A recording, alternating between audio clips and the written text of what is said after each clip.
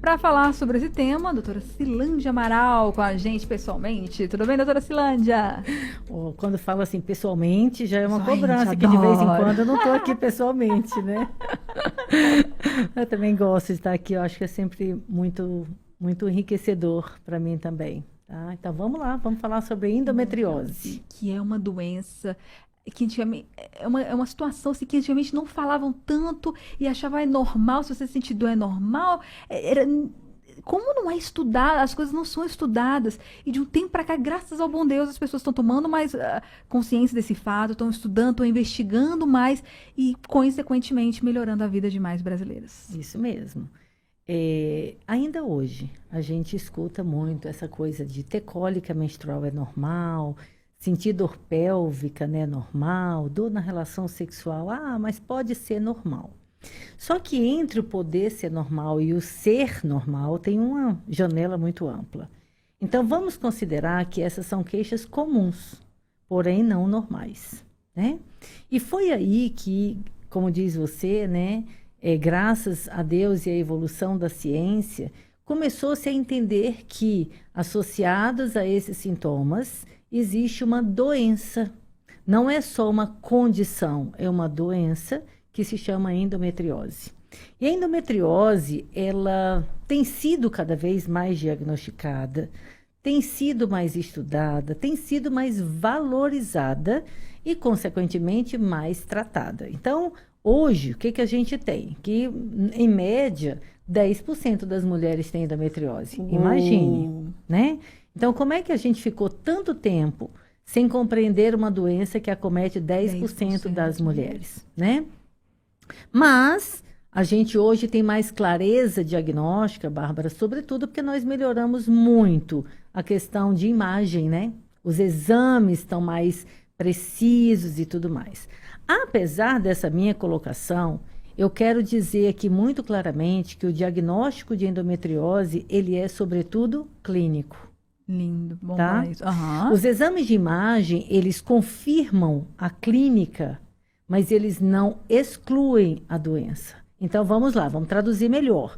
Uma paciente que ela tem cólica menstrual intensa, fluxo menstrual, dor pélvica, dor na relação sexual, e ela faz uma ecografia e está normal. Isso não exclui a endometriose. Se, do contrário, ela fez uma ecografia e nós encontramos achados de imagens sugestivas de endometriose, isso corrobora a minha hipótese diagnóstica. Então, o diagnóstico ele é clínico. Significa que eu preciso entender que nem toda paciente precisa fazer exame de imagem e muito menos que eu tenho que desconsiderar o diagnóstico quando a imagem vem normal.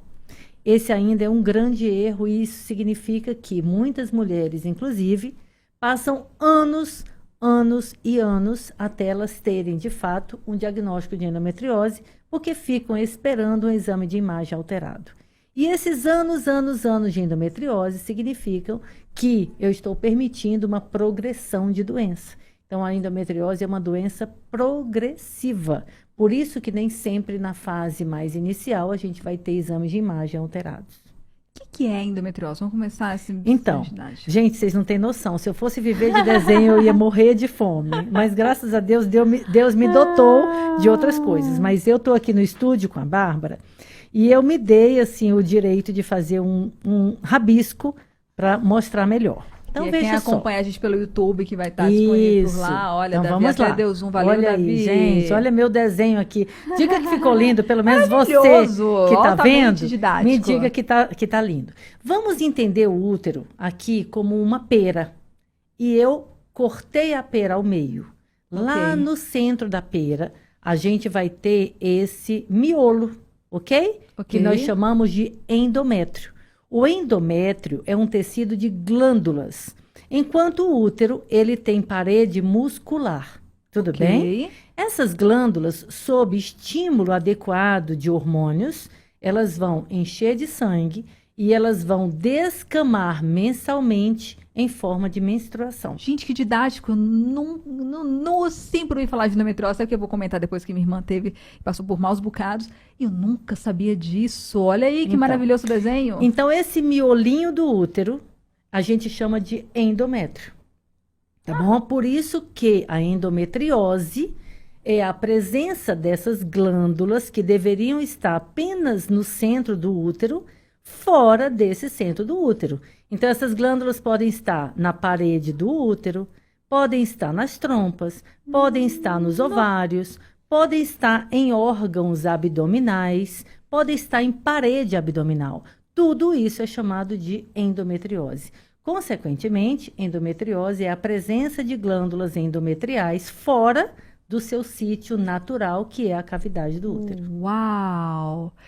Como isso ocorre? Que acontece? É genético? É algum fator ambiental? É alimentação? O que acontece para esse Então, endimorfo sair do lugar?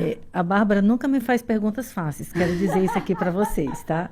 Porque até hoje não se conhece exatamente qual é a razão da endometriose. Olha. A gente conhece fatores de risco. Por exemplo, ela é uma doença mais familiar. Então, a gente pode compreender que, de certa forma, tem um componente familiar. Ok. Ela também pode ser uma consequência de um sangramento que nós chamamos de uma menstruação retrógrada. Ou seja, olha só, em vez de se descamar tudo isso e sair pelo canal vaginal, esse sangramento pode ir pelas trompas e isso levar glândulas para outras regiões. Pode ser após manipulação do útero, ou seja, uma cesárea, por exemplo, a gente abre o útero até chegar à cavidade do útero. Essa cavidade tem células endometriais, sim, glândulas endometriais. Então, na hora que a gente faz uma cesárea, você pode espalhar essas células, né, para outros tecidos.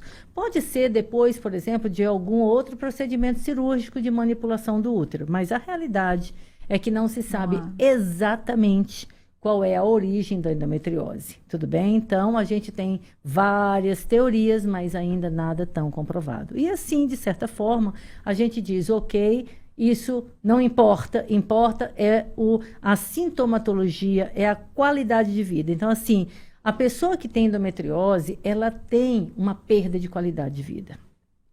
Por quê? Porque, assim, imagina que o processo menstrual cíclico, ou seja, mês a mês, a paciente ela já fica, ai meu Deus, eu vou estar menstruada naquele dia que eu vou ter um concurso, por exemplo. Ai meu Deus, eu já estou imaginando, como que eu vou fazer minha prova? Porque eu vou estar com dor, eu vou estar me levantando o tempo inteiro para fazer troca de absorvente, eu não consigo me concentrar direito. Tem gente que ela tem endometriose com comprometimento abdominal, intestinal, e o intestino fica irritado. Por quê? Lembra que essas glândulas que sangram e descamam em menstruação, as outras que estão fora do sítio natural sangram também. E sangue fora né, eles não conseguem escoar. Então, esse sangue ele fica irritando os órgãos. Por isso que tem gente que tem diarreia, muita dor abdominal de uma forma geral. Então, é uma pessoa que ela vai ter um prejuízo, de certa forma, na execução de uma atividade, se ela estiver menstruada com todo esse sintoma, né? Então, eu digo assim, tem endometriose, ter cólica menstrual, a pessoa sofre antes, durante e depois, porque ela vê que o prejuízo em relação a essa manifestação ela é muito grande. Há um prejuízo do ponto de vista reprodutivo, ou melhor, pode ter um prejuízo do ponto de vista reprodutivo. Olha o que eu mostrei. As trompas, elas podem também ser acometidas por endometriose. E a endometriose, no processo de sangramento naquela região, pode se gerar um processo inflamatório. E essa inflamação na trompa, que é um órgão tão fininho, tão delicado, pode promover obstrução de trompas, pode promover tortuosidade das trompas, pode promover semi-obstrução das trompas, e tudo isso pode levar à infertilidade ou gravidez, por exemplo, ectópica, que é uma gravidez na trompa. Ou seja, o recado aqui é que mulheres que têm dor pélvica, mulheres que têm cólica menstrual, fluxo menstrual abundante, devem ser melhor avaliadas para se pensar na hipótese da endometriose. E eu adoro uma coisa assim, minha irmã tem, assim, ela pena exatamente isso, é antes, durante o sofrimento. A gente sofre com ela, porque a gente sabe o quanto é doloroso. E é isso, desde se tem problemas intestinais, tem problemas de dor, de meu pai eterno. E os sintomas não são iguais para todo mundo, né, doutora Sinângela? Acho que é importante falar isso. Porque tem uma vez assim, mas se você já engravidou, uma médica chegou a falar para um médico de plantão, se você, porque ela estava com tanta dor e sangrando tanto, que não, tem que ir para o hospital. Não, mas se você engravidou, logo você não tem endometriose. É impossível a mulher que tem endometriose engravidar. Olha isso. Não, então assim... São sintomas diferentes para cada mulher, porque sabe Deus onde essa glândula está, né? Exatamente. Então, assim, são sintomas e a intensidade de sintoma diferente também. Interessante. Tá? Então, como eu disse, a endometriose pode ser uma causa de infertilidade, não necessariamente, tá bom? Então, a pergunta que quem está nos ouvindo aí deve estar se fazendo é, mas e aí, como é que eu trato a endometriose? Né? Então, se eu tenho endometriose, se ela é uma doença que acomete tanto, prejudica tanta qualidade de vida da mulher, como que a mulher vai controlar isso? Então, assim, a primeira coisa é uma análise minuciosa, porque nós classificamos graus de endometriose, né? Então, olha aí, eu posso ter uma endometriose que é leve, posso ter uma endometriose muito severa. E aí depende muito dessa classificação, de quais os órgãos são acometidos, para a gente entender a possibilidade terapêutica, né? Na verdade, não se cura a endometriose, a gente trata, a gente controla a doença. A gente muitas vezes minimiza a doença, inclusive com procedimentos cirúrgicos. Você faz um procedimento cirúrgico que vai lá e retira aqueles focos de endometriose, faz uma limpeza da cavidade e tudo mais. E, às vezes, a gente entra com anticoncepcional, né? Por quê? Porque a paciente usando anticoncepcional, ela vai evitar esse enchimento e descamação da glândula endometrial. Então, o anticoncepcional, ele não trata, né? Ele não cura, ele controla sintomas, né? Mas ela pode continuar tendo também a doença em progressão. Então, assim, isso é importante porque muitas vezes as pacientes, elas até melhoram do anticoncepcional, mas quando elas vão tirar o anticoncepcional para elas engravidarem, elas falam, nossa, mas eu estou com minhas trompas comprometidas, por exemplo, eu estou com outros órgãos comprometidos e eu usei anticoncepcional durante anos. Então, o anticoncepcional não necessariamente ele vai curar, não vai tratar, mas ele vai frear um pouco a doença e, sobretudo, ele vai minimizar sintomas, que eu acho que aí já nos ajuda muito em termos de qualidade de vida. Né? Nossa, tô dizendo, que aula e que alerta. Olha, ouvinte, você que tem mãe, tia, prima, irmã, sei lá, que tem essas cólicas muito fortes, assim, vamos parar de achar que isso é normal, que cólica forte, sentir dor, que tem esse sofrimento antes, durante e depois, que eu adorei essa frase da doutora Silândia, é normal. Não é, olha, vocês viram, tem tratamento, tem diagnóstico, tem acompanhamento para ter uma qualidade de vida. Não vamos normalizar isso.